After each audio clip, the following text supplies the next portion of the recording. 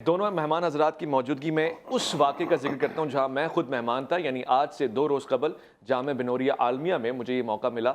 आपने अलिफ लाम मीम की टीम को मदऊ किया और बहुत सारे तोहफ़े भी भिजवाए। यानी मैं जब वहाँ गया तो बहुत ज़बरदस्त सा एक तोहफ़ा ये यहाँ से मुझे मिला और साथ में परफ्यूम्स भी मिले।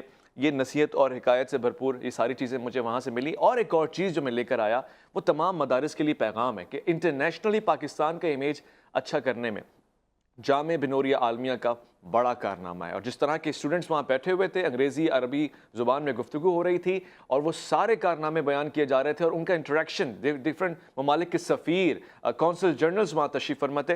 मुझे बहुत खुशी हुई और मैंने अपनी मसरत का इजहार वहाँ भी किया। मदारिस में ये रंग जो हासिल है ये खासा है पाकिस्तान का। दुनिया के तमाम ममालिक के लोग पाकिस्तान में पढ़ने के लिए आए, इससे बढ़ के और क्या चाहिए। और खुशदिली और वसअत नज़री का वसअत क़ल्बी का इजहार उस इदारे से हो रहा है। मैं आपको अप्रिशिएट करता हूँ, इस प्रोग्राम के प्लेटफॉर्म से आपको अप्रिशिएट करता हूँ और शाबाश भी कहूँगा मौलाना नौमान नईम, मौलाना फरहान नईम और पूरी काबीना को, नज़ीर साहब को और उनके असातिज़ा कराम को।